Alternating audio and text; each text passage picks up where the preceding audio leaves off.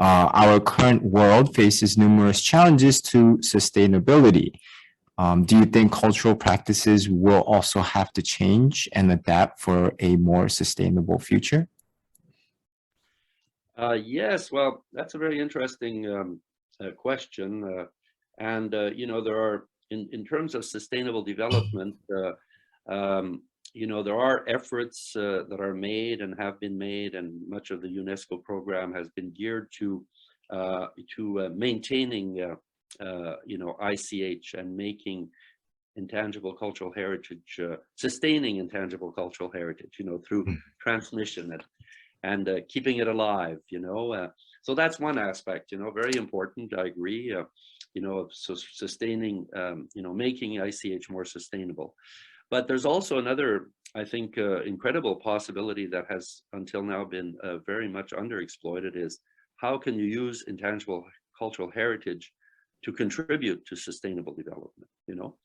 And I think there is an enormous potential there for, you know, for society generally, because I truly believe that ICH can be a very efficient tool to contribute to sustainable development, and has not been viewed very much in this perspective, you know, because and now you know, there are with the sustainable now the sustainable development has been introduced in the operational directives since 2016.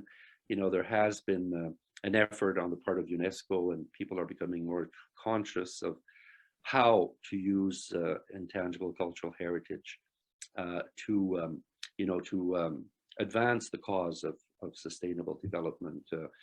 And I think there's still a lot of work to be done in that area, but it's obvious that, you know, it is traditionally ICH has been used by communities to create social cohesion, you know, to reach out to neighboring communities or neighboring cultures, to live in harmony with them, you know. And this is why very often, you know, when in traditional festivals that are organized by you know, certain cultural groups, very often they invite neighboring groups to participate, and it is an opportunity, or they create an opportunity to exchange with them, you know, to develop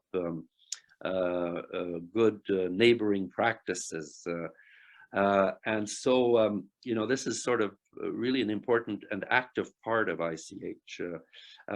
Also, you know, I think there will be great potential for learning more about traditional knowledge about the universe and nature, especially with, you know, climate change.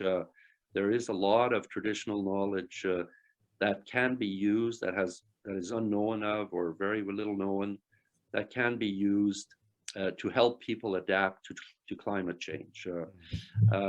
This, you know, I've realized through some studies that I've done on Inuit people in northern Quebec, and it's interesting to see how, you know, they already have mechanisms in their traditional cultures to help them adapt to this climate change, you know, and how to find ways to for example, to understand the new migration routes of fish and whales and beluga, you know, and animals that they hunt, or fish, you know. So, and also observing, you know, nature. And I think now the scientific community is becoming more and more aware that this traditional knowledge is not just, you know, about, you know, grandmothers and grandfathers cooking recipes, you know, that it is genuine knowledge that can be, if harnessed to more scientific knowledge, can be incredibly useful, you know, to help us adapt to climate change. So I think there's going to be there's some really incredible potential there.